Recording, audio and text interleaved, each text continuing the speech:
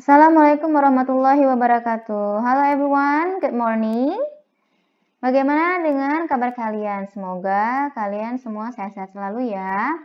Untuk pelajaran sains kali ini, seperti yang Miss Ica janjikan di minggu sebelumnya, we're going to discuss about the extinct animal or a plant, atau hewan dan tumbuhan yang sudah punah. Silahkan kalian buka di halaman 22. Unit 2, Survival and Extinction Part 2. Oke. Di dalam buku paket kalian, di situ ada lesson 2, What can fossils tell us? Number 1-nya, what clues does this fossil give about what sort of food this dinosaur ate? Mark, correct, and discuss with a partner. We will discuss it together ya. Jadi dalam tugas ini adalah kalian baca clue yang ada, keempat clue ini, kemudian beri tanda centang jika clue yang di sini merupakan ada hubungannya dengan gambar yang ada. Di sini seperti ini adalah fosil dari T-Rex ya. Oke, kalau dilihat dari gambarnya, kita lihat clue-nya. Yang one, di sini udah bisa berikan jawabannya, tapi we're going to discuss it together, okay? The blue box, itu clue-nya adalah it's big, sharp teeth, such as it could eat meat. Jadi dia besar, terus giginya besar dan tajam, yang menandakan bahwa dia makan daging. Dilihat dari fosilnya itu sama ya, pas sekali. Jadi giginya besar dan tajam, maka ini diberi tanda mark correct. Kemudian the second box, it looks as tough, it could eat only plants. Jadi kayaknya kelihatannya kalau ini cuma bisa makan tanaman saja. Itu tidak ya. Jadi ini tidak kita centang. Kemudian the next one, the size of its mouth suggests it could eat large amount of food.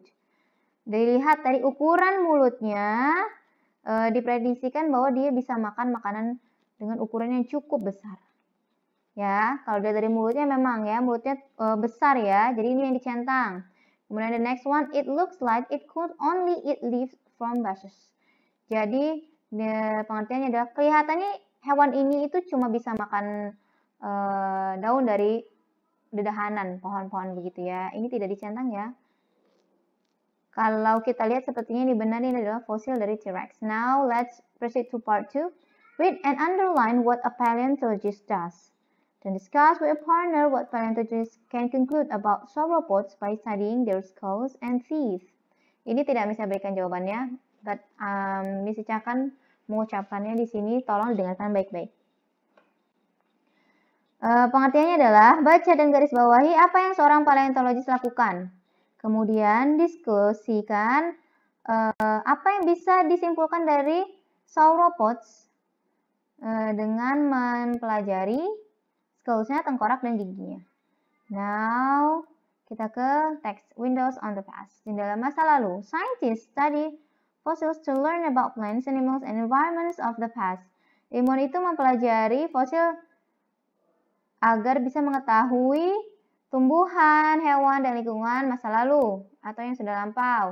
A scientist who studies fossil is called a paleontologist.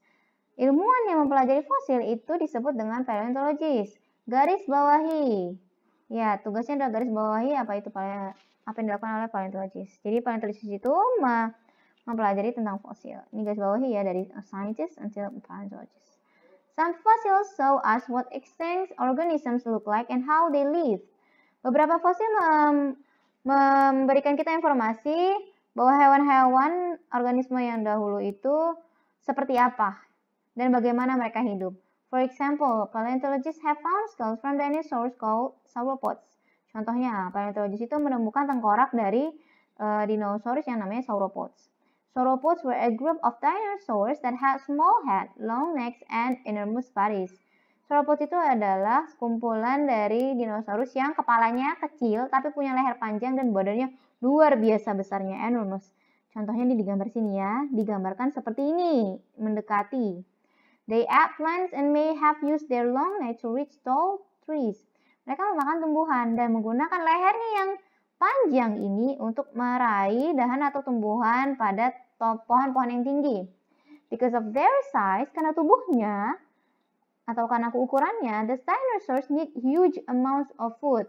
Karena ukurannya yang cukup besar ya, maka dinosaurus ini membutuhkan makanan yang juga luar biasa besarnya.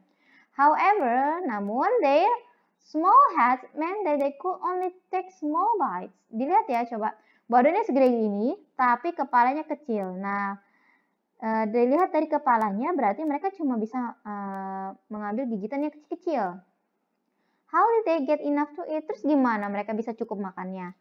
Paleontologists studied the dinosaur skull and shape of their teeth. Nah, paleontologis ini mempelajari nih tengkoraknya dan bentuk dari giginya.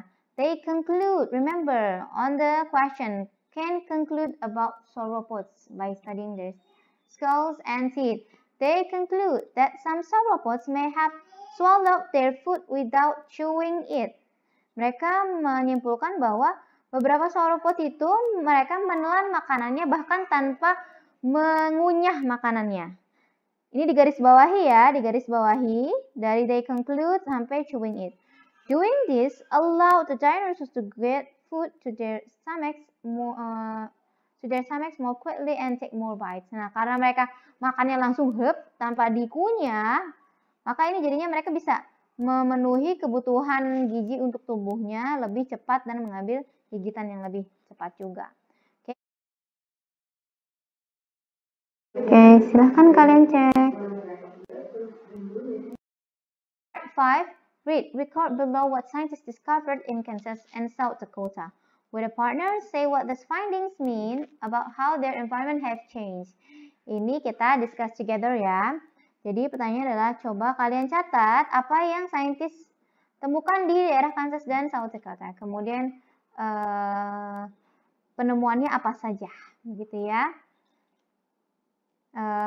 Okay, now fossils and the environment. Fosil dan lingkungannya. Fossils also show that Earth's environment has changed. Fosil juga menunjukkan bahwa lingkungan bumi itu berubah. Itu sudah pasti. Scientists in Kansas found the remains of sea animals called ammonites. Jadi para ilmuwan di Kansas itu menemukan sisa-sisa hewan laut yang disebut dengan ammonites. Ammonites itu adalah moluska laut ya. They are related to modern squids. Jadi ada hubungannya ini hewan ini dengan cumi-cumi yang ada zaman sekarang. But they died out 65 million years ago. Tapi mereka sudah punah 65 juta tahun yang lalu. Now in South Dakota, scientists discovered fossils of giant sea turtles. Sementara kalau di South Dakota, para saintis itu menemukan fosil dari penyu laut raksasa. The turtles live about 70 million years ago. Nah, turtles ini sudah punah 70 juta tahun yang lalu. Those discoveries show that areas of the present-day state were once covered with water. Nah, karena kalian kan tahu penyu itu hidupnya di air ya. Nah, tapi mereka bisa menemukan fosilnya di daratan sekarang. Berarti kita bisa menyimpulkan bahwa South Dakota itu dulunya adalah tempat yang ditutupi oleh air atau dulunya adalah laut. Oke, now kalian silahkan tulis apa yang ditemukan di Kansas dan di South Dakota. Fosil apa yang ditemukan di sana. Oke? Now part 6. What might happen if we use up all the fossil fuels currently available? Apa yang terjadi jika kita menggunakan seluruh fossil fuel yang ada sekarang? Fossil fuels atau bahan bakar fosil. Did you know that fuels such as coal and oil are kind of fossil? Apakah kamu tahu bahwa batu bara dan minyak adalah salah satu jenis dari fosil? Most of these fossil fuels come from the remains of organisms that lived million years ago. Jadi kebanyakan dari fossil fuels itu dia terbuat atau datangnya dari sisa-sisa makhluk hidup yang sudah mati jutaan tahun yang lalu.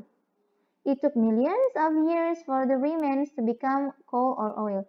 Ini membutuhkan waktu jutaan tahun agar sisa-sisa jasad dari hewan, tumbuhan atau apapun itu organisme itu agar berubah menjadi batu bara atau minyak. At power plants, pada pembangkit listrik, fossil fuels are used to produce the electricity that powers home and business. Nah, pada pembangkit listrik, ya, fossil fuels itu digunakan untuk menghasilkan listrik yang bisa menghidupi kebutuhan rumah dan bisnis. Oke, jadi bagaimana kalau misalnya kita pakai semuanya? Ya, kita butuh jutaan tahun lagi untuk bisa ada fossil fuels lagi, karena memang prosesnya butuh jutaan tahun. Now, for page 25, we're going to page 25. Part A, read then underline 2 ways scientists can determine the age of fossils. Garis bawahi 2 hal apa yang saintis dapat tentukan dari usia fosil. Fossil age, usia fosil. Scientists determine the age of fossil in 2 ways. Many fossils are located within layers of rock. Saintis itu menentukan usia fosil itu dengan cara 2 hal, yaitu yang pertama adalah dari layers rock atau lapisan batunya. Older layers of rock are under newer layers. Layers yang paling lama, paling tua itu pasti letaknya di bawah layers yang baru, lapisan yang baru. Scientists can conclude that fossils found in deeper layers are older than those in layers above. Scientists can also determine the age of fossil by examining how quickly certain materials in the fossil change. Nah, cara yang keduanya adalah saintis menentukan usia itu dengan cara mengetahui seberapa cepat perubahan dari suatu material pada suatu fosil. These materials change at steady rates after a plant or animal dies. Scientists can measure these materials in a fossil to determine how long ago the organism died. Jadi bisa materialnya diukur, bahannya diukur untuk mengetahui sudah berapa lama organisme ini mati. Okay. Now, geologic time scale. Kita ke skala waktu geologi. Scientists have used information about the ages of fossil and rock to make a lifetime of the history of Earth. Scientists menggunakan informasi tentang usia dari fosil dan usia dari batu itu untuk membuat garis waktu sejarah bumi dari awal sampai akhir. Nah, this timeline is called the geologic time scale. Tolong digaris bawahi ya ini ya. Digaris bawahi pengertiannya. Okay, when they draw the scale, scientists place the earliest time span at the bottom. Ketika mereka menarik gambar skalanya, mereka menaruh waktu yang paling awal. Awal mulanya itu di paling dalam, paling bawah. Nih, seperti ini. Di paling bawah awal mula. This measures the way rock layers of different ages are arranged. Ini supaya nanti terurut sekali ya. The time scale helps scientists show when different animals, including dinosaurs, exist. Timescale ini membantu para ilmuwan untuk mengetahui hewan tertentu mana itu sudah eksis, sudah ada. Termasuk dengan dinosaurus. Nah, ini di sebelah kanan itu ada contoh geologic timescale ya. Jadi yang paling tua yang sudah saintis temukan adalah yang usianya 544 juta tahun yang lalu. Itu ada di masa Precambrian. Kemudian ke 248 juta tahun yang lalu, ke 65 juta tahun yang lalu baru ke Present. Present itu di Cenozoic era. Di sini kita baru ada, humans baru ada. Ketika yang pertama itu baru ada bakteria ya. Yang kecil-kecil. Now part 9, circle the correct era. Sea turtle fossils of South Dakota. South Dakota. Kita lihat dari yang sebelumnya. South Dakota itu 70 million years ago. Berarti dia ada di sini ya, di antara 65 dan 248. Maka jawabannya adalah Mesozoic era. Mesozoic era. Okay, now number 2, fossilized remains of bacteria. Fossilized remains of bacteria itu ada di sini, di Precambrian bacteria. Number 3, skeleton of an early human. Human is in present Cenozoic era. Okay, that's all for our class today. See you soon. Remember, next week we will have exam for chapter 2. Be prepared.